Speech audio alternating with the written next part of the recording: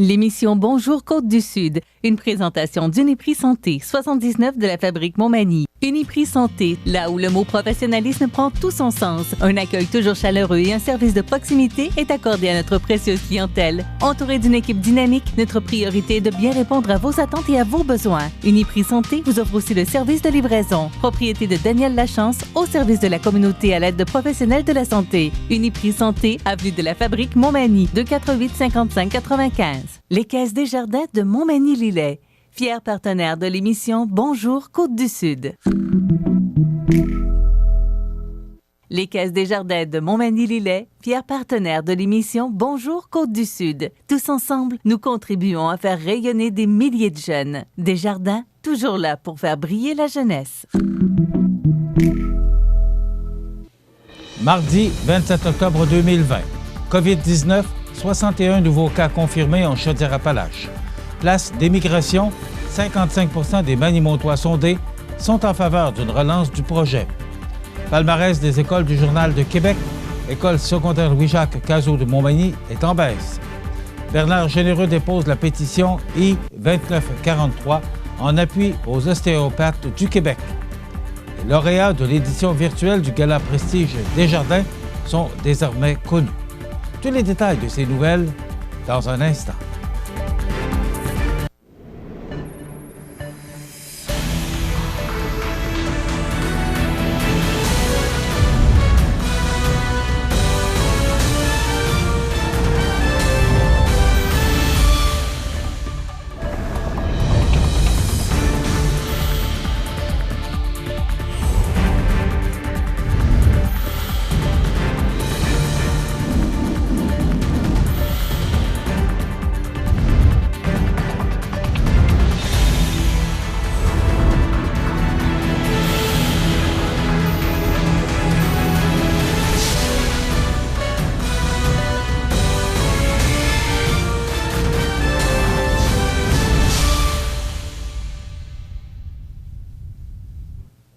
Bonjour, mesdames et messieurs. En date du 26 octobre, voici les principaux éléments en lien avec la situation de la COVID-19 en Chaudière-Appalaches.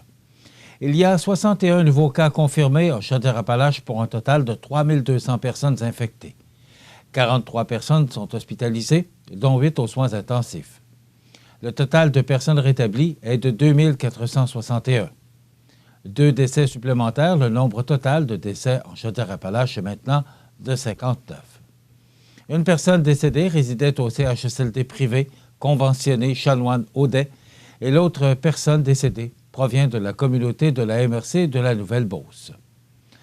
Pour la MRC de Lillet, on compte 54 cas au total pour 38 de guéris de la COVID-19, ce qui se traduit par 16 cas actifs au final.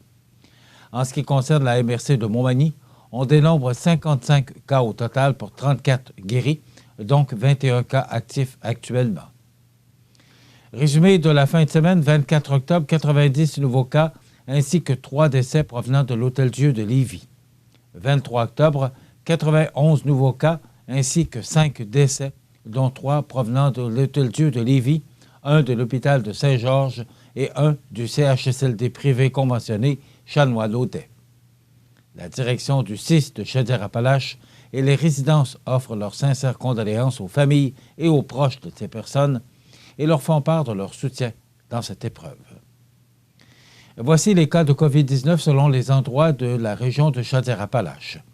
En CHSLD, 4 nouveaux cas. Résidence pour personnes âgées, 8.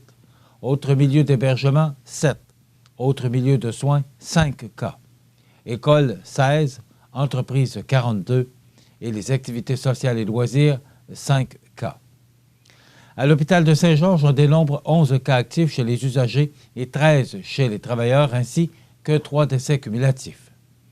À l'hôpital de Thetford Mines, on dénombre moins de 5 cas actifs chez les usagers et 5 cas actifs chez les travailleurs. À l'Hôtel-Dieu de Lévis, on dénombre 48 cas actifs chez les usagers et 58 chez les travailleurs, ainsi que 12 décès cumulatifs. Au CHSLD privé conventionné Chanoine-Audet à Lévis, un nouveau cas actif. On dénombre 7 cas actifs chez les résidents et moins de 5 chez les travailleurs, ainsi que 3 décès cumulatifs. Au CHSLD de Lévis, aucun nouveau cas. On dénombre un cas actif chez les résidents et moins de 5 chez les travailleurs, ainsi qu'un décès cumulatif. Au CHSLD de Cap-Saint-Ignace, aucun nouveau cas. On dénombre 9 cas actifs chez les résidents et moins de 5 chez les travailleurs. Au CHSLD Richard Busque à Saint-Georges, aucun nouveau cas. On dénombre 8 cas actifs chez les résidents et moins de 5 chez les travailleurs. Résidence privée pour aînés, les Marronniers à Lévis, nouvelle éclosion. On dénombre un cas actif chez les résidents et moins de 5 chez les travailleurs. Résidence privée pour aînés, œuvre David Désiel à Lévis, aucun nouveau cas. On dénombre 2 cas actifs chez les résidents. Résidence privée pour aînés, Logidor à Saint-Éphrem, aucun nouveau cas. On dénombre 2 cas actifs chez les résidents. Résidence privée pour aînés, Lucas à Beauceville, aucun nouveau cas. On dénombre 13 cas actifs chez les résidents et moins de 5 chez les travailleurs. Résidence privée pour aînés, l'Oasis à Thetford, aucun nouveau cas. On dénombre 3 cas actifs chez les résidents et moins de 5 chez les travailleurs. Résidence privée pour aînés, Jazz de Lévis, aucun nouveau cas. On dénombre 7 cas actifs chez les résidents et moins de 5 chez les travailleurs, ainsi que 3 décès cumulatifs. Hôtellerie Nouvel Âge à Thetford, aucun nouveau cas. On dénombre 7 cas actifs chez les résidents et moins de 5 chez les travailleurs, ainsi que 3 décès cumulatifs. Résidence privée pour aînés, Accès Santé Service Plus à Thetford, aucun nouveau cas. On dénombre 1 cas actif chez les usagers, ainsi que 3 décès cumulatifs. Au Centre de réadaptation à déficience physique, unité transitoire de réadaptation fonctionnelle à Lévis, aucun nouveau cas. On dénombre moins de 5 cas actifs chez les travailleurs. Tel qu'annoncé la semaine dernière, la Ville de Montmagny a mandaté la firme de recherche Somme afin qu'elle consulte les citoyens de Montmagny pour savoir s'ils étaient en faveur du projet de rénovation et d'agrandissement du Centre des migrations estimé à 3 millions de dollars, sachant maintenant qu'il était jugé prioritaire au programme Réfection et construction des infrastructures municipales du ministère des Affaires municipales et de l'Habitation et par conséquent éligible à une aide financière pouvant atteindre jusqu'à 65 % des dépenses admissibles. Pour avoir une marge d'erreur maximale de 4,9 %, 400 manimontois ont été sondés et, de ce nombre, 55 % se sont dit en faveur de la relance du projet, alors que 6 % des gens ne souhaitaient pas se prononcer et que 39 % y étaient défavorables. Ainsi, puisque la majorité des Manimontois appuient le projet, la Ville ira donc de l'avant, et si bien entendu, le ministère des Affaires municipales et de l'Habitation lui octroie la subvention à laquelle elle se qualifie. La Ville sera toutefois sensible à rencontrer et à rassurer les gens préoccupés par le projet. Présentée au ministère des Affaires municipales et de l'Habitation le 16 octobre dernier, la démarche de consultation citoyenne menée par la firme professionnelle Somme s'est échelonnée sur 3 jours afin d'obtenir 400 réponses de résidents de Montmagny âgés de plus de 18 ans, et ce, pour avoir une marge d'erreur maximale de 4,9 %. Lorsque contactés, les répondants devaient dire s'ils avaient entendu parler du projet de rénovation et d'agrandissement du Centre des migrations au cours des derniers mois. Par la suite, on leur rappelait que ce projet de développement économique consiste à rénover le Centre des migrations, devenu désuet pour les usagers, et à l'agrandir afin de faire un lieu de rassemblement qui permettra aux citoyens, aux organismes et aux entreprises d'y tenir des événements de toutes sortes, tels des fêtes, des mariages, des conférences, des réunions d'affaires ou des congrès. Estimé à environ 3 millions de dollars, ce projet sera réalisé sur le site de la Pointe-aux-Oies. Au cours des dernières semaines, la Ville de Montmagny a été jugée éligible par le ministère des Affaires municipales et de l'Habitation à une aide financière pouvant couvrir jusqu'à 65 % des coûts admissibles du projet de rénovation et d'agrandissement du Centre des migrations. Finalement, on leur posait la question suivante. Si la Ville de Montmagny obtient cette subvention, êtes-vous favorable à la réalisation du projet? question à laquelle ils pouvaient répondre oui, non ou ne sait pas ou ne souhaite pas répondre. Ce sondage, mené rigoureusement par une firme externe, nous dit que seulement 39 % des répondants ne souhaitent pas que nous relancions le projet du Centre des migrations, même s'il est subventionné. Avec un tel résultat, auquel on ajoute celui obtenu lors de la journée de signature de registre tenue en décembre dernier, je crois que nous avons la légitimité d'aller de l'avant avec ce beau projet de développement porteur pour Montmagny, a confié le maire de Montmagny, Rémi Langevin. La Ville de Montmagny entend lancer le programme d'appel d'offres d'ici la fin de l'année, ce qui permettra de connaître, en début 2021, le nom et le montant du contrat de construction à allouer à un entrepreneur général et de confirmer le montant de la subvention devant être accordée par le ministère des Affaires municipales et de l'Habitation. Parallèlement à cela, la Ville sera ouverte à rencontrer et à rassurer les gens du milieu ayant soulevé certaines préoccupations face au projet pour agir en partenariat. Ces travaux, qui contribueront à la relance économique de notre milieu en offrant des occasions d'affaires aux entrepreneurs et sous-traitants locaux, pourraient être réalisés entre mars et novembre 2021. Et si l'échéancier est respecté et que la situation sanitaire s'améliore, ce nouveau lieu de rassemblement sera prêt juste à temps pour l'ère post-pandémique, période où tout le monde aura bien hâte de sociabiliser de nouveau. C'est en fin de semaine dernière que le Journal de Québec présentait son palmarès annuel des écoles secondaires de la province où l'Institut Fraser présente divers indicateurs de performance des écoles choisis pour leur pertinence et leur objectivité. Pour l'année 2019, avec sa cote de 5,9 sur 10, l'école secondaire Louis-Jacques Cazot de Montmagny occupe la 231e position au classement de 473 écoles. Il s'agit d'une baisse de la note puisqu'en 2018, l'école récoltait 6,3 points sur 10 en étant 182e au total.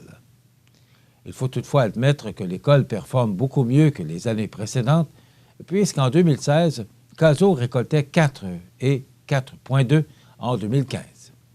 Spécifions qu'en 2017, l'école n'avait pas été notée.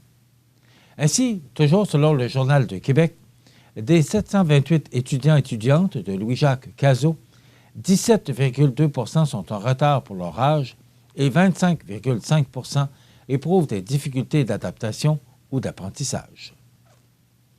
Pour ce qui est de l'école secondaire Bon Pasteur de Lillet, avec sa cote de 4,2 sur 10, elle occupe, en 2019, la 413e position au classement de 473 écoles. Pour cette école, bien que leur position soit en queue de peloton, il s'agit tout de même d'une amélioration, car en 2018, 451e, Bon Pasteur récoltait 2,6 et 2,2 en 2017, ainsi que 2,3 en 2016. De ces 295 étudiants et étudiantes, 8,9 % sont en retard pour leur âge et 25,1 % éprouvent des difficultés d'adaptation ou d'apprentissage. Maintenant, pour l'école secondaire La Rencontre de Saint-Pamphile, avec sa cote de 5,3 sur 10, elle occupe, en 2019, la 312e position au classement de 473 écoles, une baisse sur 2018, puisque l'école récoltait 6,1 points. De ces 254 étudiants et étudiantes, 17,6 % sont en retard pour leur âge et 22,4 % éprouvent des difficultés d'adaptation ou d'apprentissage. Quant à l'école secondaire de Saint-Paul-de-Montmagny, elle n'est pas répertoriée pour l'année 2019 dans le palmarès. Rapidement, l'école secondaire de Saint-Damien, avec sa cote de 7,3 sur 10, occupe en 2019 la 110e position au classement de 473 écoles. De ces 259 étudiants et étudiantes, 16,3 % sont en retard pour leur âge et 23,2 % éprouvent des difficultés d'adaptation ou d'apprentissage. Finalement, l'école polyvalente La Pocatière, avec sa cote de 4,7 sur 10, occupe en 2019 la 377e position au classement. De ces 384 étudiants et étudiantes, 20,9 % sont en retard pour leur âge et 38,8 % éprouvent des difficultés d'adaptation ou d'apprentissage. L'Agence du revenu du Canada a annoncé le 8 septembre dernier aux ostéopathes que leurs soins seraient assujettis à la TPS et à la TVQ à compter du 1er octobre, alors qu'ils en étaient auparavant exemptés. À cet effet, le député Bernard Généreux a déposé une pétition en soutien à ces praticiens québécois. On en parle après la pause. Ça bouge à Saint-Cyril-de-Lessard. La municipalité prolonge la rue L'Or. Développement L'Or Plus, c'est 14 terrains à vendre au coût d'environ 9 000 $ ou 53 sous du pied carré. Prêt à construire, disponible et offrant tous les services. De bonne superficie, ces terrains sont situés au cœur du village. De plus, vous bénéficierez d'un crédit taxe sur 3 ans. À quelques minutes des grands axes routiers, c'est une occasion unique d'être propriétaire dans un coin de pays majestueux. Pour obtenir plus d'informations, 247-5186. Je suis née au Québec il y a 45 ans. À seulement 10 ans, j'avais déjà visité 27 pays. Depuis, j'ai consacré ma vie à changer le monde et à aider les femmes et les enfants. Je suis Oxfam Québec. Pour mes 45 ans, mon souhait est que nous vainquions ensemble la pauvreté. Besoin t'évader? Ça commence toujours par une bonne dose d'adrénaline. Peu importe où tu vas, peu importe ce que tu fais, on a tout pour t'équiper. Viens nous voir chez Adrénaline Sport au 230 Chemin des Poiriers à Montmagny. Vous regardez CEMA TV, le réseau d'information de la Côte-du-Sud.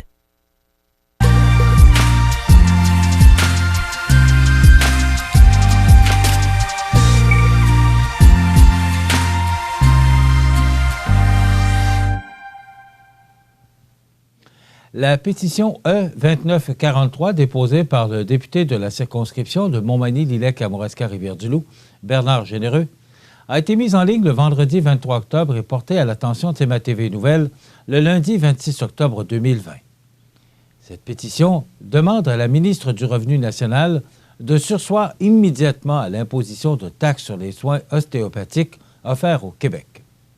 Rappelons que, sans préavis, l'Agence du revenu du Canada a annoncé le 8 septembre dernier aux ostéopathes que leurs soins seraient assujettis à la TPS et à la TVQ à compter du 1er octobre, alors qu'ils en étaient auparavant exemptés.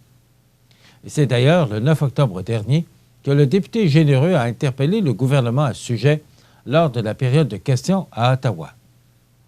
Alors que ces entrepreneurs viennent tout juste d'assumer l'ensemble des coûts additionnels pour rouvrir et se conformer aux règles sanitaires, pourquoi le gouvernement a-t-il cru pertinent de leur imposer, ainsi qu'à leurs clients, cette nouvelle taxe en pleine pandémie? A demandé le député Bernard Généreux à la Chambre des communes. Écoutons l'intervention du député Généreux à ce sujet. Madame la Présidente, sans aucun préavis, Madame Anne Perron-Arsenault et d'autres ostéopathes au pays se sont fait ordonner par l'Agence du revenu du Canada de percevoir la TPS parce que du jour au lendemain, ce gouvernement a décidé qu'ils n'étaient pas reconnus comme des vrais travailleurs de la santé. Alors que ces entrepreneurs viennent tout juste d'assumer l'ensemble des coûts additionnels pour ouvrir et se conformer aux règles sanitaires, pourquoi le gouvernement a-t-il cru pertinent de leur imposer ainsi qu'à leurs clients cette nouvelle taxe en pleine pandémie, Madame la Présidente? L'honorable secrétaire parlementaire. Madame la Présidente, the excise tax dictates that manual osteopathic services are taxable since they are not regulated by any province or territory. Only osteopathic services provided by a physician are exempt from the GST-HST. The agency has not changed its interpretation of the Act in any way. Thank you, Madame la Présidente. Depuis, des rencontres virtuelles se sont poursuivies avec le président d'Ostéopathie Québec et les ostéopathes de son comté qui ont initié les pourparlers jusqu'à en arriver au dépôt de la pétition E-2943 qui recueille près de 10 000 signatures en 72 heures. La date limite pour signer la pétition est le 22 novembre à 8h32, heure avancée de l'Est. Afin de garantir une réponse positive du gouvernement, je fais appel aux citoyens et citoyennes de Montmagny-Lillet-Kamouraska-Rivière-du-Loup et partout au pays pour signer une pétition qui me tient à cœur.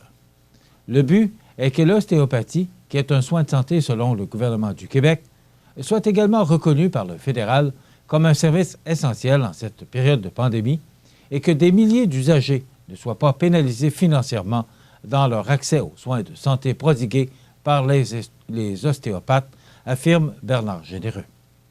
Le député conservateur rappelle que l'association s'était déjà engagée à former un ordre professionnel au Québec, ce qui éliminerait potentiellement toute ambiguïté quant à la taxation de leurs services. C'est avec le sentiment du devoir accompli que la Chambre de commerce et d'industrie de la MRC de Montmagny a présenté virtuellement le jeudi 22 octobre dernier l'édition 2020 du Gala Prestige Desjardins pour reconnaître l'excellence et la réussite d'entreprises de la région, et ce, même en temps de pandémie. Cette année, c'est l'entreprise Forage CBF qui est repartie avec la distinction phare de la soirée, le prix Prestige, le magasin Coop IGA Extra de Montmagny, les Arts de la Seine et le domaine RITT ont quant à eux décroché un trophée dans les autres catégories. Des individus ont aussi été honorés au cours de l'événement, soit Frédéric Jean d'Emballage LM, Martin Pagé du Saint-Hubert Express de Montmagny, ainsi que le duo formé d'Annie Guillemette et de Christian Noël du Yuzu Sushi Montmagny. Ils ont respectivement mis la main sur le titre de personnalité économique de l'année, sur la médaille de l'Assemblée nationale et sur la mention spéciale du jury. Référence dans le domaine du forage depuis près de 70 ans, Forage CBF de Saint-Pierre-de-la-Rivière-du-Sud a remporté les grands honneurs du Gala Prestige Desjardins, le prix Prestige, contribution au développement économique et régional remis par la Caisse Desjardins de la MRC de Montmagny. Cette victoire est en grande partie attribuable à la croissance qu'a connue l'entreprise familiale au cours des dernières années, alors qu'elle était en plein processus de relève, mais surtout au leadership dont elle fait preuve en matière de nouvelles technologies, en investissant pas moins de 10 % de son chiffre d'affaires annuel en innovation. Forage CBF est aussi en plein processus d'obtention du statut d'entreprise 4.0. Daniel Lachance, pharmacien et Saint-Hubert Express de Montmagny, était également en lice pour ce prix. Le premier avait retenu l'attention du jury en raison de l'audace dont il a fait preuve en investissant 1,4 million de dollars pour ouvrir une nouvelle pharmacie Uniprix, et le second pour avoir réussi à faire de la pandémie une occasion de revoir ses pratiques, de réduire ses frais de fonctionnement et d'adapter son offre de services. Ayant sensiblement les mêmes critères que le prix Prestige, le prix Innovation présenté par Hydro-Québec venait reconnaître une entreprise ayant contribué de façon significative au développement économique de la région, mais ayant un chiffre d'affaires de moins de 1 million de dollars. En compétition contre le Yuzu Sushi Montmagny, c'est finalement le domaine RIT de Cap-Saint-Ignace qui a décroché le trophée en reconnaissance de son expansion des derniers mois, ouverture d'une boutique, entrée de nouveaux produits en SAQ et autres. La façon exceptionnelle dont le Yuzu Sushi Manimontois a fait face à la crise n'est toutefois pas passée sous le radar. Le jury a tenu à remettre une mention spéciale au copropriétaire Christian Noël et à sa fidèle gérante Annie Guillemette pour avoir réussi à se réinventer et à tripler le chiffre d'affaires du commerce en investissant temps et argent pour améliorer la productivité, offrir le service de livraison et de commande pour apporter et surtout ouvrir 5 nouveaux points de vente dans des municipalités environnantes. Le prix main-d'œuvre, rendu possible grâce à la collaboration de Service Québec, visait à souligner les pratiques exemplaires d'une entreprise en matière de reconnaissance de ses ressources humaines. Le trophée est allé au magasin Coop IGA Extra de Montmagny qui, bien avant la pandémie, ne lésinait pas sur les moyens d'attirer, mais surtout de garder ses précieux employés. Le prix Implication sociale remis par Promutuelle Assurance Montmagny-Lillet pour mettre en lumière une entreprise, une coopérative ou un OBNL, organisme à but non lucratif, s'étant démarqué par ses réalisations, sa bonne gestion et son impact positif dans la collectivité, a été remporté par les Arts de la Seine de Montmagny. C'est pour reconnaître l'ingéniosité dont a fait preuve l'organisation, alors qu'elle était privée de 95 % de ses revenus, que le jury l'a désignée grande gagnante. Show de confinement avec remise de 100 % des dons à des organismes venant en aide aux plus démunis, événements corporatifs virtuels et mise sur pied de l'ambitieux projet de cinéparc estival, voilà quelques actions qui ont impressionné le jury. Pour une 3e année consécutive, Investissement Québec a parrainé le prix Personnalité économique qui vient souligner la réussite, l'engagement et la contribution à la région d'un dirigeant d'entreprise industrielle. Cette année, c'est Frédéric Jean d'Emballage LM qui a mis la main sur ce prestigieux titre pour avoir notamment su garder ses employés au travail durant la crise.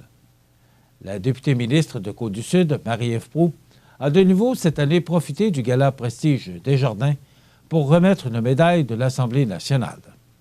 Cette année, c'est Martin Pagé du Saint-Hubert Express de Montmagny qui s'est mérité cet honneur.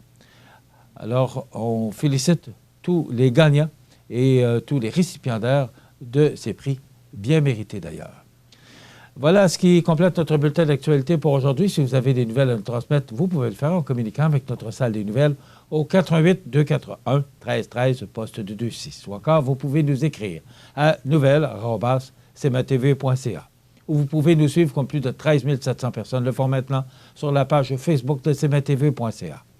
Vous êtes à l'antenne du réseau de télévision CMA-TV, le média le plus regardé et le plus suivi. C'est qui le confirme, le média numéro 1 sur la Côte-du-Sud. Voilà, c'est tout pour l'instant. Dans quelques minutes, les prévisions de la météo et les heures de la marée, peut-être l'état des routes.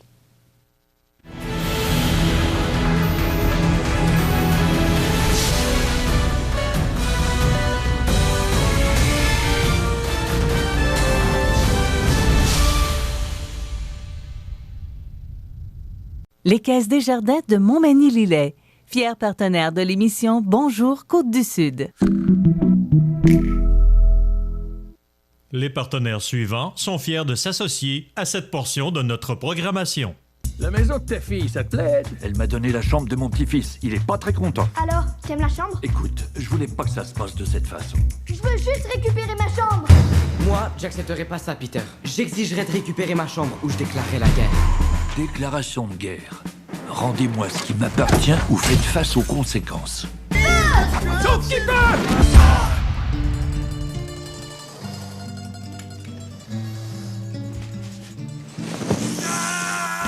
Vous regardez CMA-TV, le réseau d'information de la Côte-du-Sud. Les prévisions de la météo. Une présentation de Promutuelle Assurance Montmagny-Lillet. Toujours à l'écoute de vos besoins. La météo est présentée par Promutuelle Assurance Montmagny-Lillet, où des professionnels de chez nous sont heureux de répondre à tous vos besoins en assurance. Promutuelle Assurance Montmagny-Lillet est là, dans la région, pour ses membres et la communauté. Alors hier, on avait prévu de la pluie, de la neige, du temps froid, du temps gris, c'est ce qu'on a connu. Mais on était quand même épargnés parce que si on regarde les montagnes ce matin, particulièrement sur le Mont-Sainte-Anne, c'est blanc ce matin. Alors, on peut dire qu'on a été épargnés. Maintenant, si on regarde l'image radar, cette dépression là, qui nous a atteint pendant à peu près 24 heures, eh bien, elle est en direction est. Et pour nous, bien, ça va nous apporter un dégagement avec une alternance de soleil et de nuages au cours de l'avant-midi, maximum quand même froid de 3 degrés, c'est sous les normales saisonnières. Ce soir et la nuit prochaine, quelques nuages, vent jusqu'à 15 km/h avec un minimum de -2. On commence à parler du refroidissement éolien à -6 au cours de la nuit. Demain, mercredi, ennuagement le matin, vent devenant du sud-ouest à 20 km/h en mi-journée, avec un maximum de 3 degrés, refroidissement éolien de -6 le matin. Pour le jeudi, du temps nuageux, avec un maximum de 5 degrés, 3 pour Kamouraska. Pour vendredi, alternance de soleil et de nuages, avec un maximum de 2 degrés pour Montmagny, 1 pour Lillet et 0 pour Kamouraska. Pour la journée de samedi, cette dernière journée du mois d'octobre, jour de l'Halloween, parce qu'il y a on s'est permis de passer l'Halloween selon certaines restrictions, bien, ce sera du soleil avec un maximum de 2 degrés. Et pour dimanche, cette première journée du mois de novembre, du temps nuageux avec 30 de probabilité d'averse de neige ou de pluie avec un maximum de 5 degrés. Et pour lundi, on débute la semaine sous les nuages avec 60 de probabilité d'averse de neige et un maximum de 3 degrés. Les normales de saison essentielles de l'année sont de 6 le jour, -2 la nuit. Le soleil s'est levé à 7h18 ce matin, se couchera à 10h34, heure avancée de l'Est. La température la plus élevée a été enregistrée en 2000 avec 19,3 degrés et la plus froide en 2018 avec -7 degrés. On a reçu 7,1 mm de pluie hier pour notre région, maximum de 2 degrés enregistré hier et un minimum au cours de la nuit dernière de -1. La pression barométrique est à 101,9 kPa à la hausse. L'humidité est très élevée, à 94 %. Et les vents soufflent actuellement de direction est-sud-est à 2 km/h, donc très faible.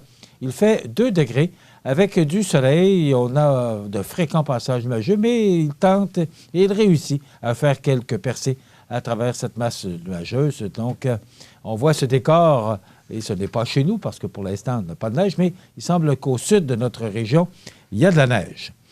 Pour les heures de la marée, ce mardi 27 octobre, elle sera basse à 9h53, haute à 15h42 et de nouveau basse à 22h02.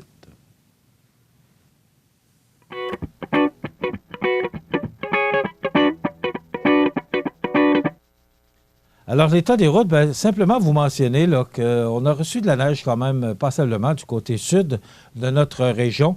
Alors, la route 283 qui mène de Saint-Paul-de-Montmagny vers Saint-Just-de-Bretonnière, c'est partiellement enneigé. Alors, il faut se faire une idée que l'hiver est à nos portes. Desjardins et ses membres sont toujours là pour faire briller la jeunesse. Les jeunes ont des rêves, des ambitions, des projets et les Caisses Desjardins de Montmagny-Lillet sont fiers de les soutenir et de les faire rayonner. Desjardins, toujours là pour faire briller la jeunesse. Vous regardez CEMA TV, le réseau d'information de la Côte-du-Sud. Les anniversaires IGA vous sont présentés par votre magasin Coop IGA Extra de Montmagny, qui vous rappelle que bien manger, ça commence dans votre magasin Coop IGA Extra de Montmagny. Venez vivre la différence à votre magasin Coop IGA Extra de Montmagny. C'est aujourd'hui mardi, le 27 octobre 2020. C'est le temps de souhaiter bon anniversaire à nos jubilaires de ce 27 octobre. Eh bien, bonne fête aujourd'hui à Julie Pelletier. C'est de la part de ses parents, Monique et Gilles. Bonne fête, Julie Pelletier. Bonne fête aujourd'hui à Solange Picard. C'est de la part de sa belle-sœur Lise. Bien, vous êtes chanceux. Vous avez une bonne belle-sœur qui a pris le temps de nous téléphoner. Alors, bonne fête, Solange Picard, ce 27 octobre. Et bon anniversaire à M. Yvon Chouinard de la résidence Manoir Saint-Louis. Alors, on vous souhaite bon anniversaire, M. Chouinard. Et vous savez que, et je le mentionne toujours, que tous les anniversaires, on souligne ça d'une façon spéciale à la résidence Manoir Saint-Louis de la famille Soucy. Donc, bon anniversaire, M. Yvon Chouinard. Vous serez aujourd'hui notre jubilaire de la résidence du Manoir Saint-Louis.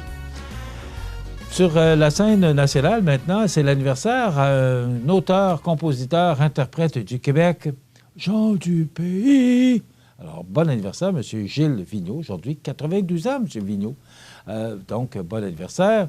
C'est également l'anniversaire à Simon Lebon, chanteur, les anniversaires qui n'avancent pas ce matin. Alors, on va demander à notre Télésino de nous aider. Alors, bon anniversaire à Simon Lebon, chanteur de Duran Duran. Il a 62 ans aujourd'hui. Éric Rémy, ex-chroniqueur artistique et animateur radio-télé. Il a 62 ans. Paul Rivard, de la chaîne TVA Sport, 64 ans. Christine Lamère, comédienne québécoise, qui a longtemps joué le rôle de Bobinette dans Bobino. Elle a 67 ans. Et Roberto Bernini, acteur et metteur en scène italien. Il a 68 ans. Les disparus de ce 27 octobre, en 2010, Pierre Boutette, 85 ans, ténor natif de Québec, réalisateur à l'antenne classique de la radio de Radio-Canada. Albert Brie, 89 ans, écrivain, humoriste québécois. En 2014, Daniel Boulanger, 92 ans, écrivain français. En 2013, Lou Reed, 61 ans, chanteur, guitariste et compositeur new-yorkais, ancien leader du groupe Velvet Underground. En 2008, Yvon Sirois, 84 ans, juge retraité de la Cour du Québec. En 1996, Arthur Tremblay, 79 ans, homme politique québécois, enseignant et fonctionnaire. Et en 1949, Marcel Cerdan, 33 ans, boxeur français. Donc, 241-1313, poste 229 pour le rejoindre tout le temps pour souhaiter bonne fête aux gens que vous aimez, vos parents et vos amis. Dans quelques instants, on vous présente la chronique Les Mardis Mallettes. Aujourd'hui, c'est la chronique juridique en compagnie de Maître Nathalie Dubé. Il sera question notamment de la planification successorale. Il y aura la chronique des offres d'emploi, les avis de décès. Et on reçoit aujourd'hui une entrevue très intéressante pour les femmes qui veulent se lancer en politique. On incite beaucoup pour que les femmes se présentent de plus en plus en politique. Donc, avec Mme Gaëtane Corriveau, une entrevue très intéressante. Je vous invite à être des nôtres. Il y aura la chronique La Pouponnière et bien sûr, on termine avec les grands titres de l'actualité locale et régionale de ce 27 octobre. Je vous souhaite donc une excellente émission à notre antenne.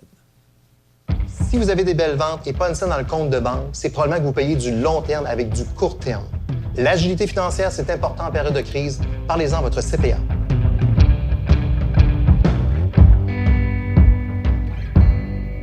Vous regardez CEMA TV, le réseau d'information de la Côte-du-Sud. Dans le cadre des Mardis Mallette, CEMA TV vous présente la chronique juridique, une présentation du groupe Mallette, société de comptables professionnels agréés et de services juridiques. Alors, je vous souhaite la bienvenue à nos Mardis Mallette, alors qu'aujourd'hui, on vous présente la chronique juridique en compagnie de Maître Nathalie Dubé. Bonjour. Bonjour. Maître Dubé, aujourd'hui, on va parler de planification successorale au-delà du testament. Oui. Bon. On a parlé abondamment et vous me dites à chaque fois, on n'en parlera jamais assez exact. De l'importance du testament.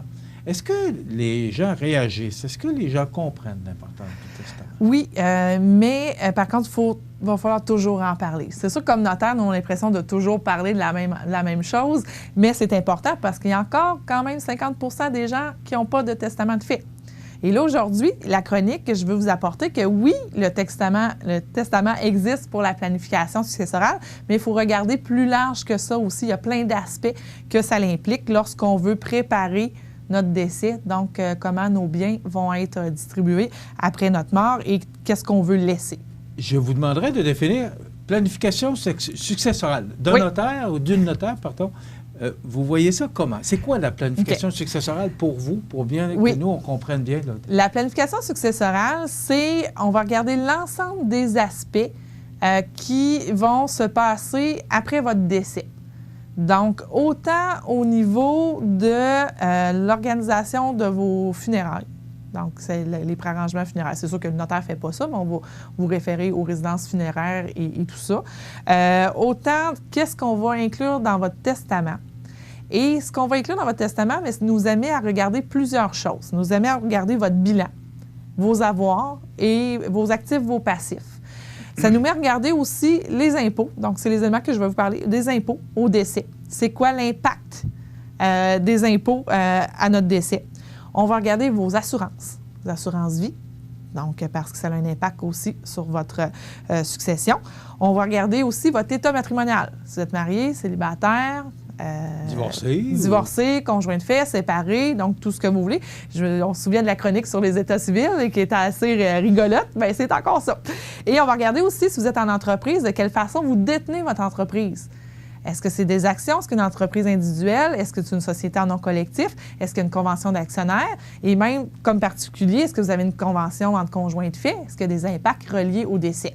Donc, quand on dit de faire notre testament, oui, c'est dire qu'est-ce qu'on veut comme volonté, mais c'est beaucoup plus large qu'on regarde pour être sûr que tous les aspects ont été traités, puis qu'il arrive vraiment ce que vous avez choisi à votre décès. OK. Maintenant, ça se fait comment? Parce que c'est le testament. Oui.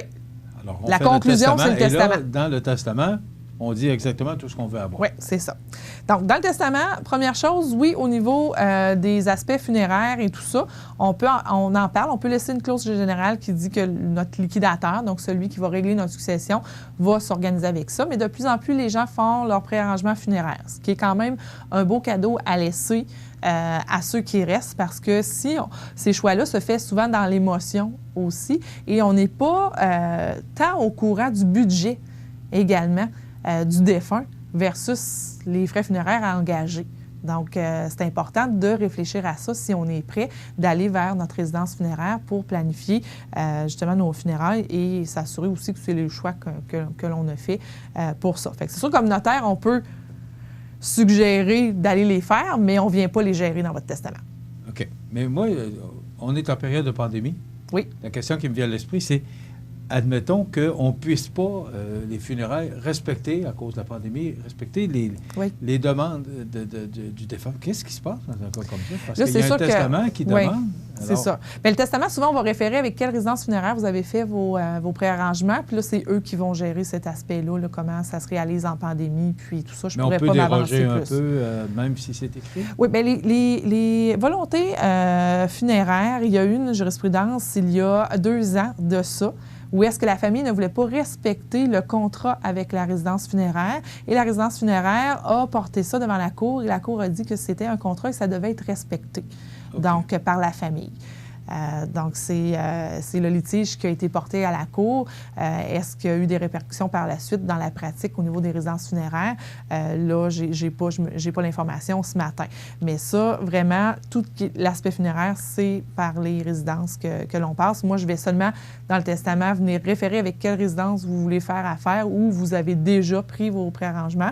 S'il n'y a pas de préarrangement de fait, je peux laisser certaines indications, sauf que les volontés funéraires, ça peut se changer même verbalement aussi.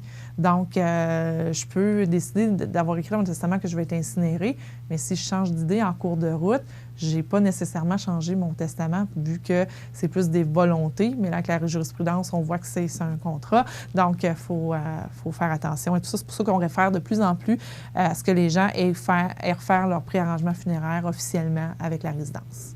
Donc maintenant, au-delà des funérailles, qu'est-ce qu'il y a d'autre qu'il faut retenir dans la planification successorale? On regarde notre bilan. Donc, ça, c'est un devoir que les gens, on ne fait pas souvent, mais de temps en temps, ce serait bien de le faire, de noter ce qu'on possède, puis les dettes qui sont rattachées à ces biens-là. Parce que lors de notre succession, on a à faire un inventaire.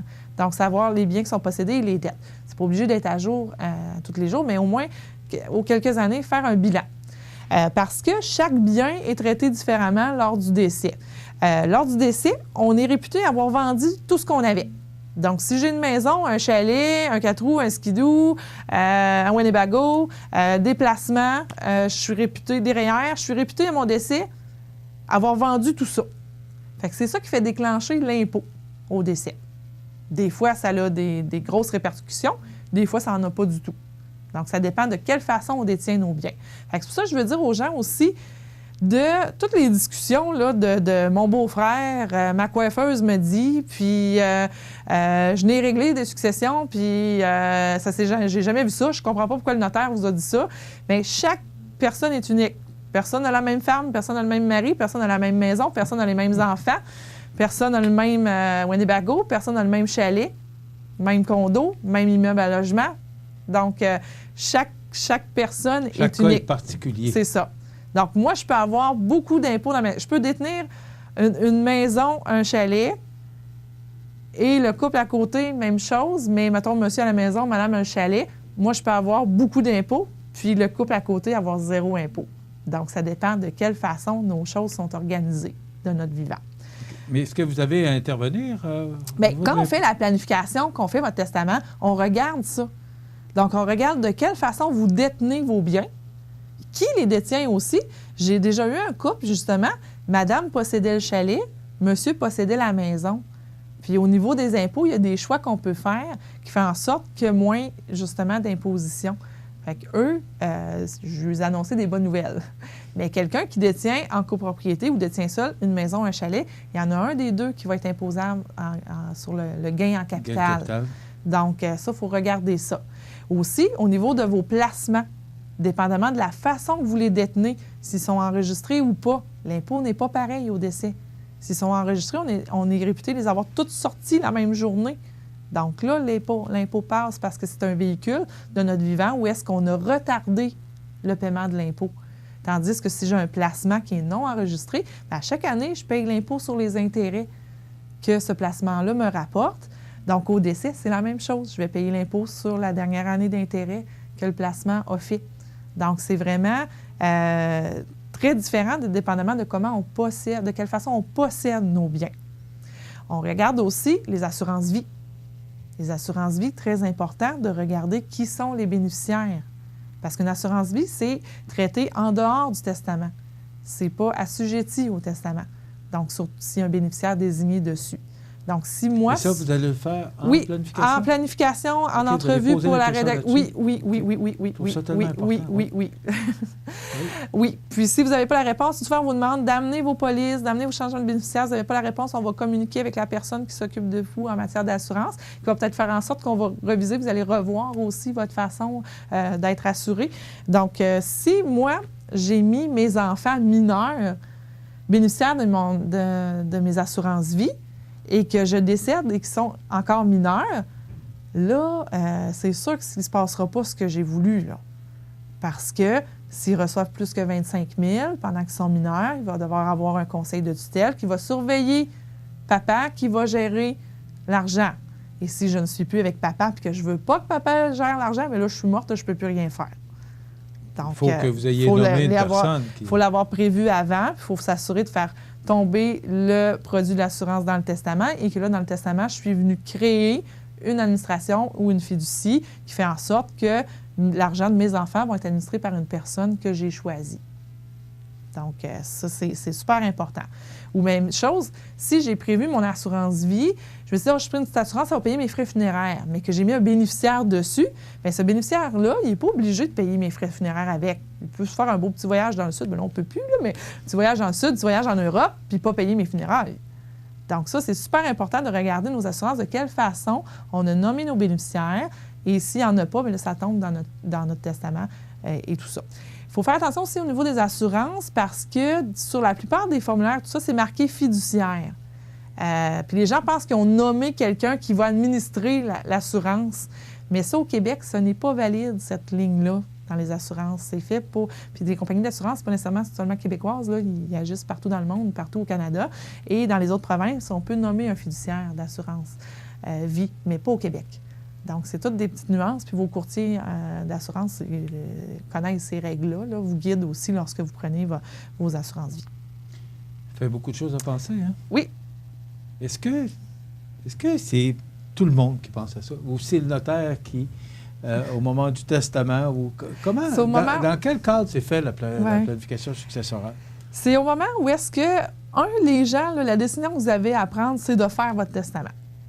Donc, décision de faire notre testament. 2, prendre rendez-vous avec votre conseiller juridique, donc votre notaire, qui, lui, va s'assurer de toutes vous poser ces questions-là et de voir tous les aspects qui s'appliquent à vous. Donc, c'est sûr que vous ne pouvez pas... Si vous lisez un peu, oui, vous pouvez avoir des bons réflexes. Les gens sont de plus en plus informés, ils ont des bons réflexes. Mais on est là, comme notaire, comme conseiller juridique, de voir à tous ces aspects-là. Donc, du bilan, des impôts, des assurances, votre état civil, si ça a un impact, le fait que vous êtes en entreprise ou pas. Donc, on est là pour tout ça. Puis, voyez-vous, faire un testament, là, avec les taxes, ça coûte 400-450 $. Puis, on fait tout ça. Donc, c'est en moyenne. Il y a des testaments à 1 000 mais la moyenne de base. Là, mais ça, c'est au moment... Un nouveau testament, ça coûte ça ou juste une remise à, un nouveau testament, remise à jour? Une remise à jour, souvent, il y a tellement de choses à changer qu'on refait. Qu'on refait le testament parce que quand les gens reviennent nous voir, c'est parce qu'il y a eu un élément déclencheur qui fait en sorte que là, votre situation de vie a changé. Vous êtes divorcé, vous êtes séparés, nouveaux enfants, adoption. Vous avez vendu l'entreprise. Vendu l'entreprise et tout ça. Puis, il y a beaucoup de mécanismes de protection aussi. Des fois, on avait un testament fiduciaire, là, on n'en a plus de besoin, ou on n'en avait pas, on en a de besoin. Des fois, il y a de la maladie qui s'installe, on voit les choses différemment. Nouvelle conjointe, nouveau conjoint, c'est vraiment... Il y a plein de règles attachées à ça. Où est-ce que... Les enfants aussi. Les enfants aussi. Dépendamment aussi, les gens qui ont des entreprises. Des fois, nos enfants sont impliqués dans l'entreprise, les autres non. Comment on fait pour être équitable entre ces enfants-là qui, on sait qu'il va finir par soit racheter ou avoir une partie de l'entreprise en héritage versus nos autres enfants qui ne sont pas dans l'entreprise? Comment je fais pour équilibrer l'héritage de chacun si c'est l'objectif que j'ai? Donc, il y a beaucoup de choses à penser. Puis c'est vraiment, il faut qu'on se mette dans vos souliers à vous lorsqu'on vous conseille. Fait que c'est sûr, quand vous ressortez de notre bureau, puis vous parlez de ça à votre beau-frère dans la fin de semaine, s'il essaie d'appliquer ça à sa propre situation, il y a peut-être des choses qui ne fonctionneront pas. Fait qu'ils vont demander pourquoi. Là, il m'appelle, il dit là, pourquoi tu as dit ça à mon beau-frère? Bien, parce que là, j'ai dit, je ne peux pas parler de la situation spécifique, mais tu n'as pas la même femme, tu n'as pas la même entreprise, tu n'as pas les mêmes enfants. Donc, c'est toujours ce que je dis. Fait que le travail du notaire, le conseil juridique, le travail professionnel, Tu sais, c'est pas, on a une tablette de brosse à dents, puis on fait juste choisir une jaune, une bleue, une rouge, puis c'est tout le même moule, le même modèle, assemblé de la même manière. C'est pas ça notre travail. C'est vraiment partir avec plein de morceaux de casse-tête mélangés, puis là, prendre les bons morceaux pour faire l'image que vous voulez à la fin. Donc ça, c'est mon petite analogie que je prends souvent, le casse-tête. Rapidement, Maître Dubé, est-ce que, à partir du moment où on dit au dernier vivant les biens, il y en a un des deux qui décède. Oui. Est-ce qu'on doit refaire le testament? Est-ce qu'on doit refaire la planification successorale? Au dernier vivant les biens, ça, c'est dans le contrat de mariage. Donc, ça concerne seulement les époux. OK, c'est pas dans le testament. C'est pas dans le testament. Donc, c'est dans le contrat de mariage. Fait que si un des époux est décédé, c'est comme si vous n'aviez plus de planification. Là. Ça tombe au Code civil. Donc, il faut faire le testament? Oui. OK. C'est important de dire ça, parce que c'est tellement une formule qu'on connaît, qui est populaire, au dernier vivant les biens, mais c'est important de refaire. Il y a encore des mariages, mais ça ne veut pas dire que les gens font un contrat de mariage. Donc, c'est pas automatique avec le mariage. Il faut faire attention à ça aussi. Toujours très intéressant, nos chroniques juridiques avec Maître Nathalie Dubé. Merci beaucoup d'avoir été avec nous. La semaine prochaine, on aura, dans le cadre des Mardis Mallettes, Régent Lemieux, comptable CPA, comptable professionnel associé. Donc, je vous invite à être des nôtres et on se retrouve dans 2 semaines pour une autre chronique juridique dans le cadre des Mardis Mallettes. Voilà, ça complète. Desjardins et ses membres sont toujours là pour faire briller la jeunesse. Les jeunes ont des rêves, des ambitions, des projets et les caisses Desjardins de Montmagny-Lillet sont fiers de les soutenir et de les faire rayonner. Desjardins, toujours là pour faire briller la jeunesse. Vous regardez CEMA TV, le réseau d'information de la Côte-du-Sud. Les prévisions de la météo. Une présentation de Laurando Portes et Fenêtres, 164 4e rue Montmagny. Laurando Portes et Fenêtres, haute performance et qualité à juste prix. Des produits certifiés Énergie Star directement du fabricant et un savoir-faire depuis maintenant 100 ans. Laurando Portes et Fenêtres, fabrication, vente, installation, financement et salle de montre au 164 4e rue à Montmagny et sur laurando.com.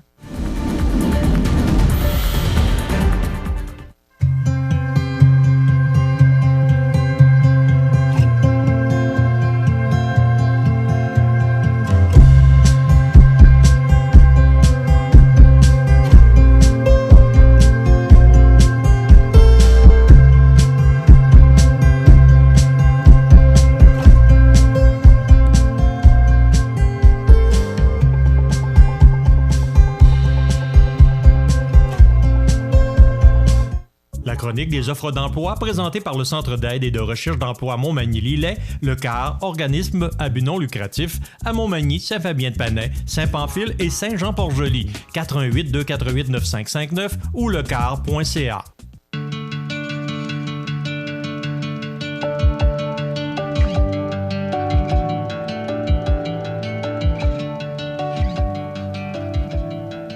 Alors, c'est le temps de vous présenter notre chronique des offres d'emploi de ce mardi 27 octobre. Vous parlez de cette entreprise de Cap-Saint-Ignace, ProLam, qui est à la recherche actuellement de journaliers, opérateurs, électromécaniciens, support à la production. Alors, on vous invite à vous joindre à une équipe dynamique, si ça vous intéresse, rh@prolamfloor.com, donc rh@prolamfloor.com, ou encore, vous pouvez téléphoner au 246-5101, 246-5101, ProLam à Cap-Saint-Ignace. Maintenant, Amisco, à Lillet, qui affiche plusieurs postes disponibles actuellement. Le taux d'embauche à l'usine est à partir de 18,28 $. Donc, si ça vous intéresse, rh@amisco.com, rh@amisco.com ou encore 247-5025, 247-5025, Amisco de Lillet. Fonderie Poitras, maintenant, toujours de la municipalité de Lillet, qui embauche, est à la recherche d'électromécaniciens, étudiants, préposés à la finition, planificateurs à la production, superviseurs de production, techniciens en comptabilité. Des emplois qui peuvent aller jusqu'à 21,25 $ l'heure. Alors, si ça vous intéresse, 247-5041, 247-5041 pour avoir plus d'informations. Ou encore, vous envoyez votre curriculum vitae à carrière au pluriel @fonderiepoitras.com, carrière au pluriel @fonderiepoitras.com. Maintenant, une autre belle entreprise, Ressort Liberté de Montmagny, qui a plusieurs postes disponibles. Une équipe hors du commun, salaire concurrentiel, vient faire la différence. Ici, pour voir tout ou l'ensemble des postes disponibles, vous pouvez consulter la section carrière du site web de Ressort Liberté, voilà, libertéspring.com. Donc, vous voyez l'adresse libertéspring.com, c'est le site. Donc, plusieurs emplois disponibles chez Ressort Liberté de Montmagny. Vous rappelez que cette chronique vous est présentée par le Centre d'aide en recherche d'emploi Montmagny-Lillet qui vous soutient dans la recherche d'emploi, l'orientation professionnelle, coaching de carrière, service de placement. Vous voulez de l'aide? C'est un accompagnement sans frais, équipe professionnelle, service personnalisé. 4 points de service pour mieux vous servir. Montmagny, Saint-Fabien-de-Panel, Saint-Pamphile, Saint-Jean-Port-Joli. 248-95-59. 248-95-59 pour communiquer avec le CAR. Vous pouvez même vous rendre sur le site lecar.ca. Il y a des offres disponibles également sur le site du CAR. La chronique des offres d'emploi présentée par le Centre d'aide et de recherche d'emploi Montmagny-Lillet, le CAR, organisme à but non lucratif, à Montmagny, Saint-Fabien-de-Panay, Saint-Pamphile et Saint-Jean-Port-Joli, 418-248-9559 ou lecar.ca. Les partenaires suivants sont fiers de s'associer à cette portion de notre programmation. Au Canada, entre avril et novembre, l'hirondelle rustique fait son nid sur des constructions humaines. L'hiver, les hirondelles migrent vers le sud et l'Amérique centrale. Elles reviennent chaque année faire leur nid, souvent au même endroit. Les hirondelles rustiques cherchent les parcs et les champs pour se nourrir, mais les pesticides, les changements climatiques et d'autres facteurs menacent leur survie. Aidez-les en leur fournissant des sites de nidification et en jardinant sans pesticides. Et ce n'est qu'un début. Pour en savoir plus sur l'hirondelle rustique, visitez ffdp.ca.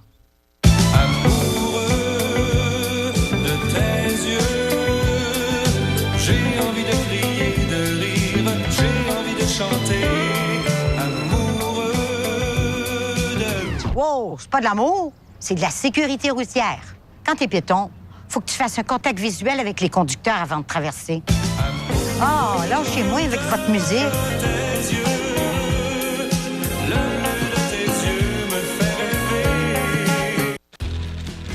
Bonjour, je m'appelle Mallory. J'adore faire du vélo et j'aime ça aller au parc. À mon école, il y a des filles qui sautent à la corde à danser. Maintenant, je vais pouvoir sauter à la corde à danser avec elles.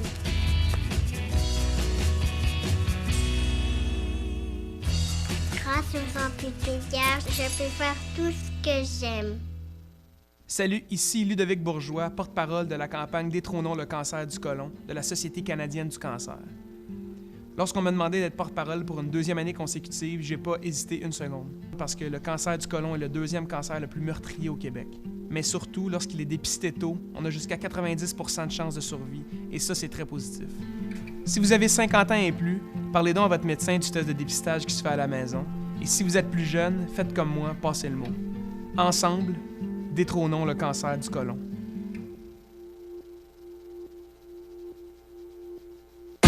L'activité physique diminue la tension. Donc, vous pouvez décompresser mieux. Tout va tellement mieux quand on bouge. La résidence funéraire Boulanger vous propose une gamme complète de services personnalisés afin de répondre à tous vos besoins en matière de funérailles. Nous vous fournissons des installations de services innovants qui répondent en évolution des familles d'aujourd'hui. Nous prenons soin de vous afin que vous puissiez vous concentrer sur ce qu'il y a de plus important, votre famille, vos amis et vous-même. Salon funéraire adapté pour votre plus grand confort, grand stationnement et facilité d'accès. La résidence funéraire Boulanger, pour bien faire dans la dignité. Le réseau de télévision CMA-TV vous présente les avis de décès. Le 17 octobre 2020, au centre d'hébergement du Cap-Saint-Ignace, à l'âge de 85 ans, est décédée Mme Gabrielle Fortin, épouse de feu M. Fernand Blanchette, fille de feu M. Alphonse Amédée Fortin et de feu Mme Rosalie Métivier. Les funérailles se tiendront ultérieurement. Les informations vous seront transmises en temps requis. La famille désire remercier le personnel du CHSLD de Cap-Saint-Ignace pour les bons soins prodigués à Gabrielle. Jean, Pascal et Jérôme veulent aussi rendre hommage à leur grande sœur, Anne-Marie, pour sa présence inlassable auprès de Gabrielle pendant toutes ces années. Vos témoignages de sympathie peuvent se traduire par un don à la Fondation Rayon d'Espoir pour l'achat d'équipements au CHSLD de Cap-Saint-Ignace ou à la Fondation Douglas. La direction des funérailles a été confiée à la maison funéraire Laurent Normand, 115 rue Saint-Louis, Montmagny. Aux familles éprouvées, la direction et le personnel du réseau de télévision CEMA TV offrent leurs plus sincères condoléances. Vous regardez CEMA TV, le réseau d'information de la Côte-du-Sud. L'entrevue du jour, une présentation du Resto L'Olivier, coin Saint-Jean-Baptiste et Sainte-Brigitte à Montmagny. La satisfaction de nos clients, une priorité. 248-3435. Le Resto L'Olivier vous offre les meilleures pâtes en ville, fruits de mer, grillades, menus du jour et quoi encore. Les déjeuners sont à l'honneur tous les samedis et dimanches à partir de 8h30. Fermé le lundi, le Resto L'Olivier à Montmagny, coin Saint-Jean-Baptiste et Sainte-Brigitte. 248-3435.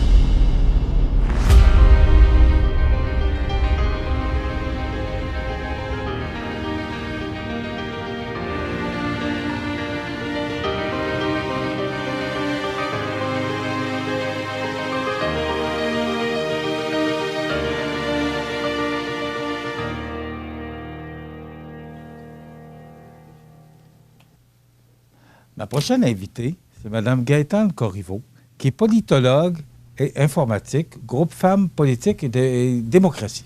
Politologue et On vous a déjà invité, Mme Corriveau. Oui. Bonjour. Oui. Bonjour. Comment ça va? Ça va bien, ça va vite. Ça va mieux, oui. Ça va vite. Ah, les joies du direct. Tout à fait, tout à fait. Gaëtane Corriveau, on se connaît très bien. Là. Oui. Alors, on va éviter là, les grandes formules du vous. Là. Oui. Oui. Les avancées de l'égalité entre les femmes et les hommes dans les MRC des 4 régions du Québec, on a vu la vidéo, 13 nouvelles politiques d'égalité et de plans d'action. Oui. C'est beaucoup de choses. Moi, d'abord, quand tu es venu nous voir, il y a quelques mois de cela, tu arrivais d'un voyage en Tunisie. Parce que tu es allé, justement, prêcher la bonne nouvelle, répandre la bonne nouvelle en Tunisie par rapport aux femmes en politique. Oui. Est-ce que le message passe? Oui. Là-bas, il y a eu une révolution en 2011, là, la fameuse révolution du printemps là-bas. Et puis, il y avait tous les pays du Maghreb, là, la Tunisie, l'Algérie, le Maroc, même l'Égypte, là, où les femmes et les hommes souhaitaient qu'il y ait des avancées au plan démocratique. Donc, les femmes en ont profité justement pour essayer de pousser la défense des droits des femmes et de l'égalité dans ces pays-là. Et le pays qui a le plus avancé sur ce plan-là, c'est la Tunisie. Donc, c'est comme ça que j'ai été invitée à y aller, parce que c'est vraiment, au groupe Femmes, Politique et Démocratie, c'est mon travail de pousser la mission à sa réalisation. Donc, si on tend vraiment vers l'égalité entre les femmes et les hommes. Et c'est la Fédération canadienne des municipalités qui a un projet international là-bas sur le terrain avec des partenaires tunisiens qui m'avaient invité à y aller en mission, une mission qui a tourné, comme vous le savez, qui a tourné, oui, à la COVID, mais avant ça, avec le fameux attentat terroriste à l'ambassade des États-Unis, en mars. Pourquoi la Tunisie? Pourquoi pas d'autres pays? Pourquoi... moi, j'ai posé la question, est-ce que le message passe? Oui. Et c'est un peu... c'est un peu spécial de voir que la Tunisie invite une politologue à parler de la femme. Bon, on sait que c'est des pays qui sont un peu rébarbatifs là, à la femme, à la femme qui prenne sa place dans tous les secteurs d'activité, mais particulièrement en politique. Mais pourquoi la Tunisie, elle, dit, moi, je veux inviter une politologue à inciter les femmes à se présenter en politique? Ça, ça relève du partenariat entre la Fédération canadienne des municipalités et des partenaires internationaux qui sont installés là, en Tunisie. Donc, la Fédération canadienne avait obtenu une grosse subvention du gouvernement du Canada. Et dans la programmation, ils avaient à mobiliser des experts et des expertes de la scène municipale, mais aussi de la condition féminine. Donc, c'est comme ça que j'ai été invitée à y aller. Aux côtés d'élus municipaux, j'étais là-bas avec une élue municipale de Gatineau, par exemple. Mais il y a plusieurs élus municipaux, des femmes et des hommes du Québec, qui transfèrent leur expertise. Donc, et ça continue. Malgré la COVID, évidemment, tout le monde est en mode virtuel. Alors, on a des séances et des rencontres sur Zoom. Et puis, moi, je peux donner de la formation comme les élus municipaux partagent leur expérience et les actions, les mesures qu'ils proposent, justement, au sein de leur municipalité. C'est des transferts qui se font parce qu'ils ont tout à faire en Tunisie. Hein. Ils partent de loin, là. Ils n'étaient pas en démocratie. Et puis, par contre, c'est le seul pays qui continue à pousser sur son agenda parce que les autres autour ont subi toutes sortes...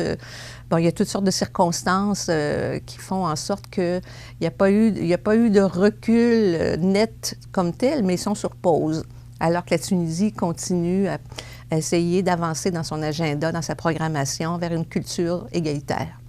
Est-ce que l'exemple de Tunisie fait que d'autres pays avancent dans cette réflexion-là? Assez étonnamment, la Tunisie, tout à côté, il y a la Libye. On se souvient de M. Kadhafi. Donc, c'est pas évident, mais les femmes qui sont là, les groupes de femmes sur le terrain, se sont associés au groupe de femmes de la Tunisie, entre autres le réseau des élus municipales tunisiennes, qui ont donné l'exemple à leurs consoeurs, je dirais, libyennes. Et puis, les femmes libyennes ont aussi créé un réseau de femmes élues municipales. Donc, en Libye. En Libye. Alors, elles travaillent très, très fort. Hein. Je veux dire, c'est des femmes courageuses qui portent une cause. Là. Il y a des hommes qui vont à la guerre, il y a des femmes qui vont à la guerre, mais il y a des femmes qui choisissent ce combat-là aussi. On sait que maintenant, c'est la première colistière aux États-Unis, Mme Harris. Oui. On sait que l'an passé, Mme Clinton, qui s'est présentée à la présidence. Est-ce qu'on va voir ça de plus en plus? Est-ce que l'acceptation se fait? On sait que Mme Clinton n'a pas été élue. Bon, M. Biden, je pense que, en tout cas, ça peut changer d'ici le 3 novembre. Là. Mais est-ce qu'on va voir ça de plus en plus? Est-ce que le monde est prêt à ça? Alors, on le souhaite, évidemment. Hein, et puis, il y a des avancées. Ici, au Québec, on a eu des avancées certaines.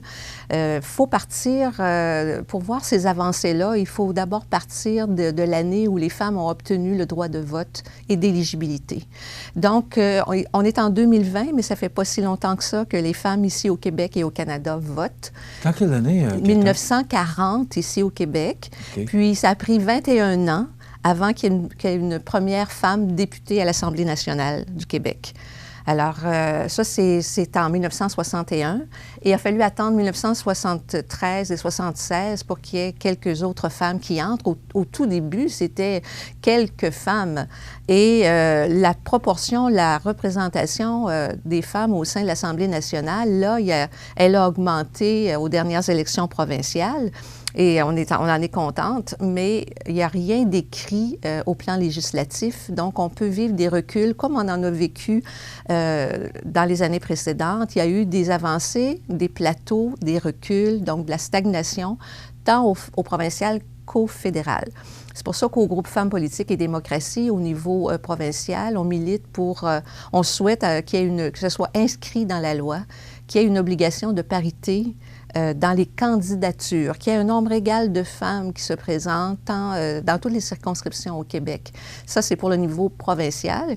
Et au municipal, quand on regarde les statistiques, c'est toujours aussi la sous-représentation.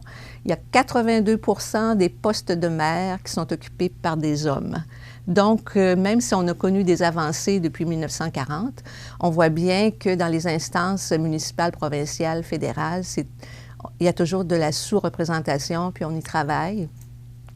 Et il y a des résistances. Alors, il y a des obstacles. Si ça avance, mais comme je dis, il peut y avoir des reculs, il n'y a rien d'acquis, c'est fragile.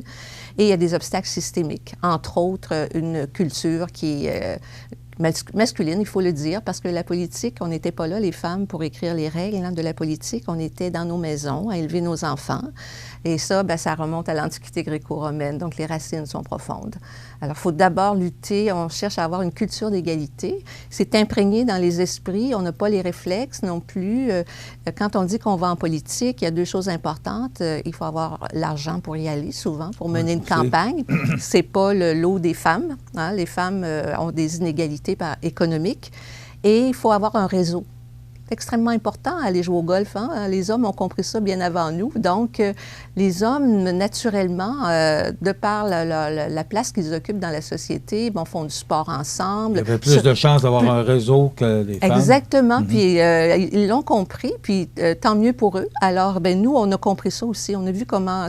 quand on cherche les explications à la surreprésentation, alors qu'on a des hommes qui sont des alliés, qui souhaitent qu'on y aille, qui nous appuient, comment se fait-il qu'on en soit encore à 82 % d'hommes dans les postes de maire. C'est seulement 34 % des conseillères. Alors, des préfètes, 23 %.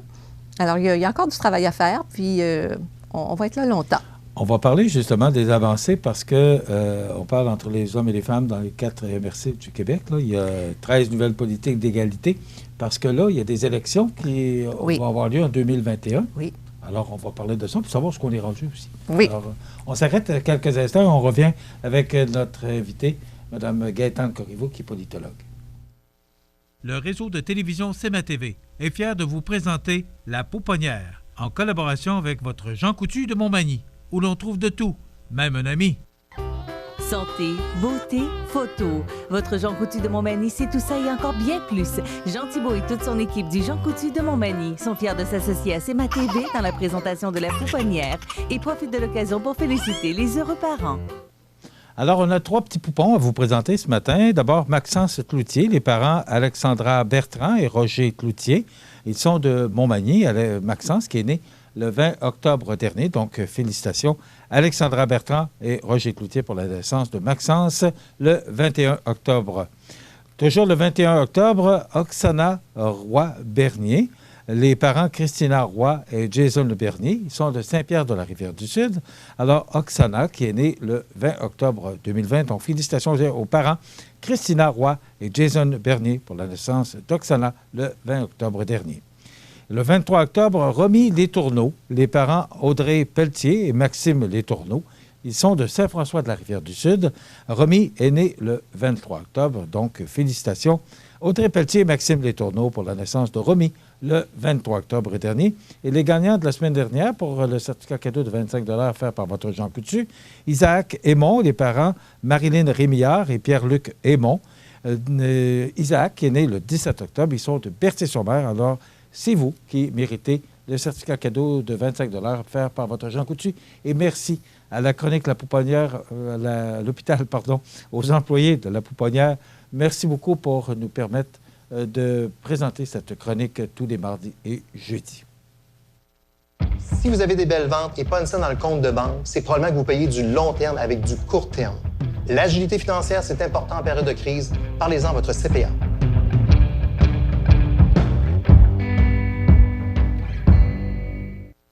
Vous regardez CMA TV, le réseau d'information de la Côte-du-Sud. L'entrevue du jour. Une présentation du Resto L'Olivier, coin Saint-Jean-Baptiste et Sainte-Brigitte à Montmagny. La satisfaction de nos clients, une priorité. 248-3435. Alors, je vous rappelle que notre invité aujourd'hui, c'est Mme Gaëtane Corriveau, qui est politologue et informatique, groupe Femmes politiques et démocratie. Gaëtane, il y a des élections qui s'en viennent en 2021, parce que maintenant, tout le monde est en élection au niveau municipal au même moment. C'est une bonne chose aussi. Mm-hmm. Maintenant, les avancées de l'égalité entre les femmes et les hommes dans les 4 régions du Québec, 13 nouvelles politiques d'égalité et de plans d'action. Qu'en est-il? Oui. Alors ça, c'est un beau projet d'envergure, je dirais, qui s'appelle le Défi Parité. Et c'est un projet que j'ai eu le plaisir de concevoir puis de coordonner pendant 3 ans et demi au groupe Femmes politiques et démocratie. On le termine là, en novembre, donc c'est pour ça que vous avez pu présenter une cartographie des résultats, puis des résultats probants, des résultats positifs dans 4 régions. L'idée, c'était justement de déconstruire le mythe que l'égalité, elle est atteinte. Donc, on pense que, oui, dans nos belles avancées au Québec et ici au Canada, l'égalité serait atteinte. Elle est atteinte en droit. Effectivement, nous avons les mêmes droits, mais l'égalité de fait, elle n'est pas atteinte. Et dans plusieurs domaines, qu'on pense au niveau économique, culturel, social, etc., et politique. Donc, on donnait tout à l'heure les statistiques au niveau politique. On voit bien que les inégalités perdurent et en raison de certains obstacles.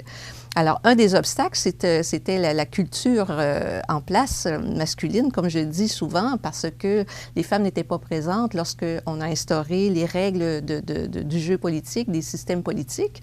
On dit toujours qu'une des premières règles pour avoir un peu de pouvoir, c'est d'être présente, la première chose.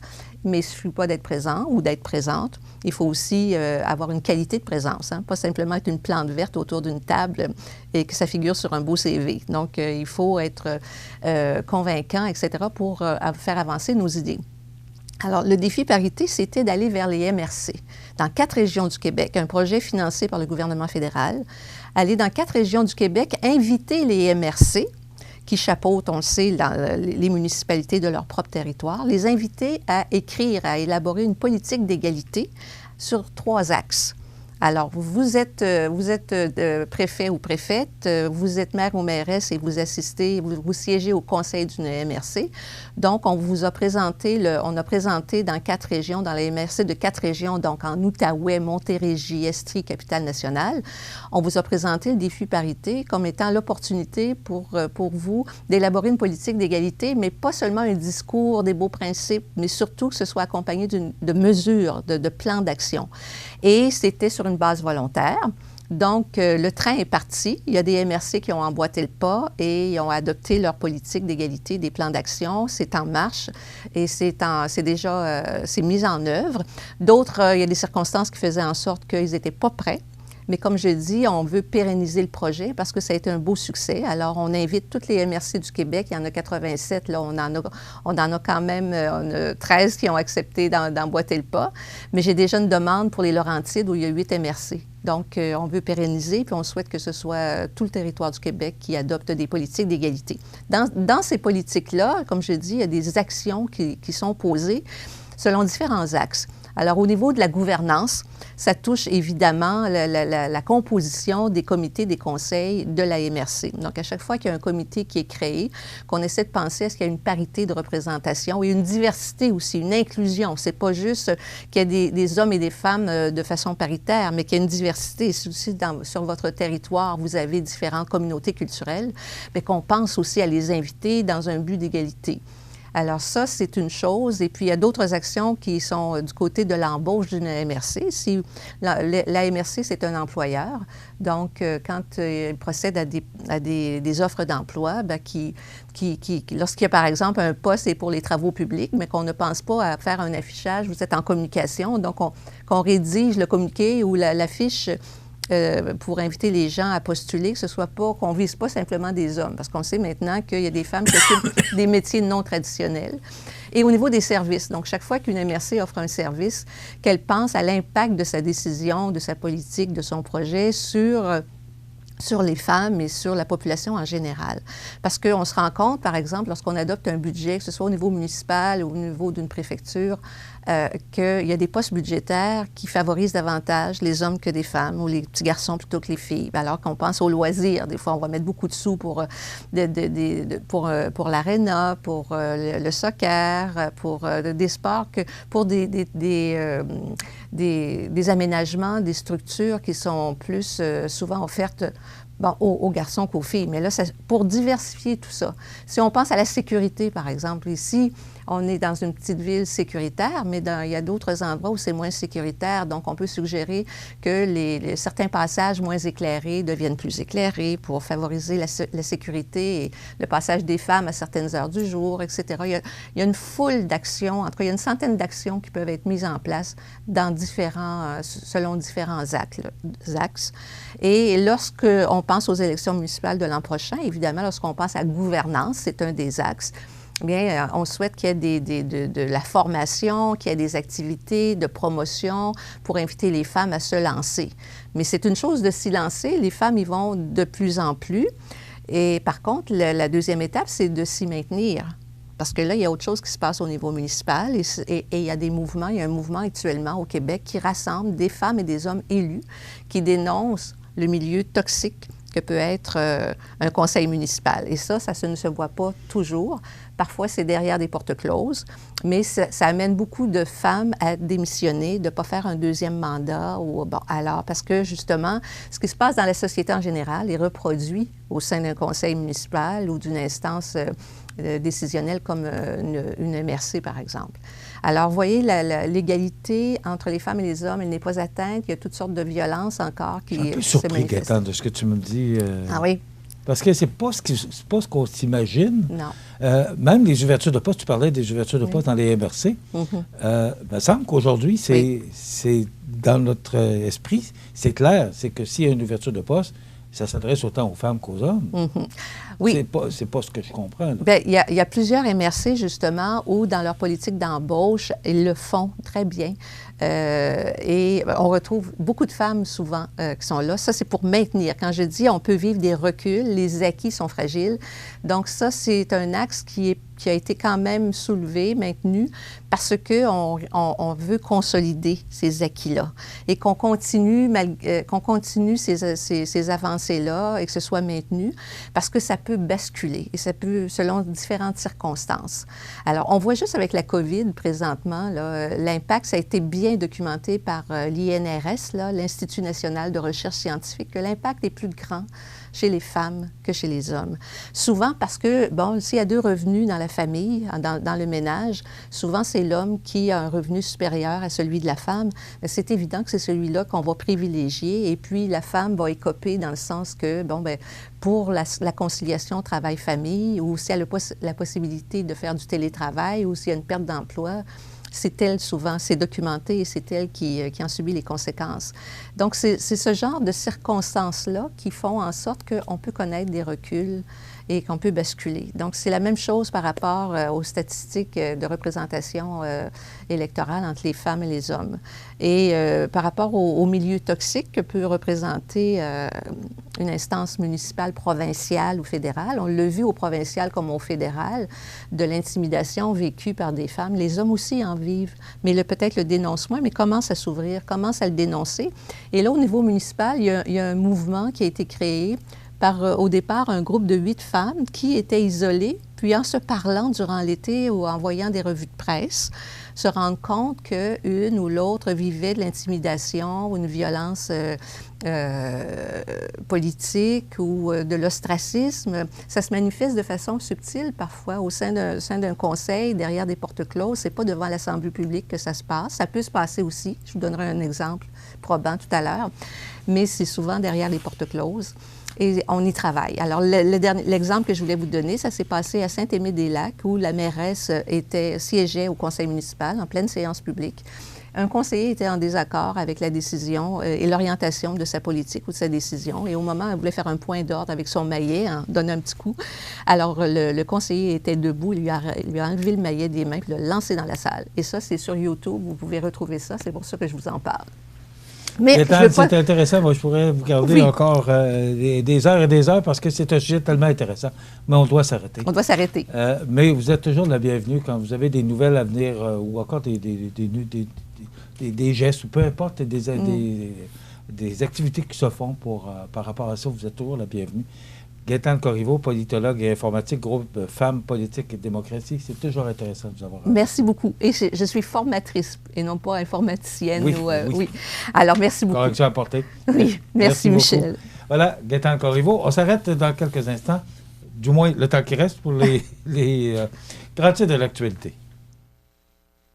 La maison de ta fille, ça te plaît? Elle m'a donné la chambre de mon petit-fils. Il est pas très content. Alors, t'aimes la chambre? Écoute, je voulais pas que ça se passe de cette façon. Je veux juste récupérer ma chambre. Moi, j'accepterai pas ça, Peter. J'exigerai de récupérer ma chambre ou je déclarerai la guerre. Déclaration de guerre. Rendez-moi ce qui m'appartient ou faites face aux conséquences.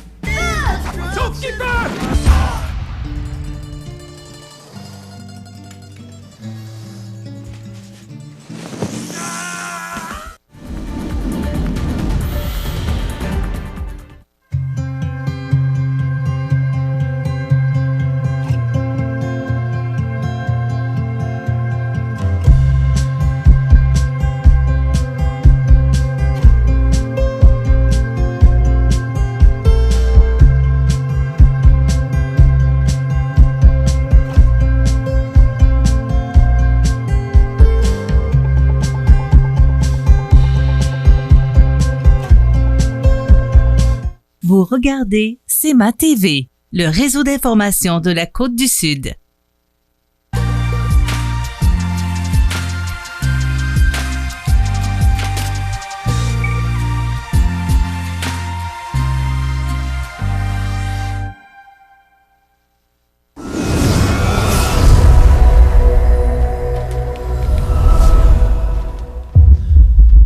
Alors, dans l'actualité, d'abord, vous parlez de la COVID. Comment peut-on passer à côté? Et passer à côté, ce serait peut-être de vraiment passer à côté. Alors, la COVID-19, merci mon ami. Vous rappelez qu'il y a 61 nouveaux cas confirmés en Chaudière-Appalaches. Vous rappelez également que pour la MRC de Lillet, maintenant, on compte 54 cas au total pour 38 guéris de la COVID-19, ce qui se traduit par 16 cas actifs au final. Et pour la MRC de Montmagny, on dénombre 55 nouveaux cas au total pour 34 guéris, donc 21 cas actifs actuellement. Donc, ça a monté depuis la fin de semaine. Alors, il faut, je le rappelle toujours, il faut suivre les consignes le plus fidèlement possible et le plus strictement possible, justement pour qu'on puisse baisser et aplatir cette courbe qui monte tout le temps, particulièrement dans notre région. On est en zone orange et il faut surtout garder cette zone orange. Place d'immigration, 55 des Manimontois sondés sont en faveur d'une relance du projet. Naturellement, c'est 55 des Manimontois en faveur si la Ville reçoit cette subvention de 65 pouvant aller jusqu'à 65 du projet, qui pourrait équivaloir tout près de 2 millions de dollars. Mais si on n'a pas cette subvention-là, les gens de Montmagny gardent leur idée qu'on ne doit pas aller de l'avant avec ce projet. C'est, je pense, avec le sondage Somme, c'est assez clair. 6 ont répondu ne sait pas, ne veut pas répondre, et 39 ont dit s'être dit en désaccord avec l'avancée du projet. Palmarès des écoles du Journal de Québec, j'en ai parlé un peu hier, mais José nous a sorti les chiffres en nous montrant que l'école secondaire avait perdu quelques points, mais avait monté au niveau du classement. Mais comparativement à d'autres années, eh bien, notre école CASO, qui figure très bien également. Et toutes les écoles, la note a remonté, même Bon Pasteur à Lillet. Alors, c'est ça qui est important de retenir. Bernard Généreux qui dépose la pétition E-2943 en appui aux ostéopathes du Québec. Vous le savez, on charge maintenant les taxes, la TPS sur les services d'ostéopathie. Les lauréats de l'édition virtuelle du Gala Prestige Desjardins ont été dévoilés jeudi dernier, lors du Gala Prestige Desjardins. Voilà, ça complète. Demain, on reçoit Gilles Desjardins de la Légion canadienne. Ça paraît pas, mais c'est le 1er novembre, c'est le jour du souvenir, le 11 novembre. Alors, il faut porter le coquelicot, on en parle demain. Il y aura la chronique culturelle. Bonne journée. Vous regardez CEMA TV, le réseau d'information de la Côte-du-Sud. En 1833, un jeune de 20 ans eut une idée. Une petite idée qui allait devenir un grand projet. Aujourd'hui, le rêve d'Ozanam est devenu réalité. Au Québec, depuis 1848, la Société de Saint-Vincent-de-Paul est là pour aider lors des pires catastrophes. Et c'est au quotidien qu'elle fait toute la différence, en donnant nourriture, meubles et vêtements à ceux qui en ont vraiment besoin. Depuis 165 ans.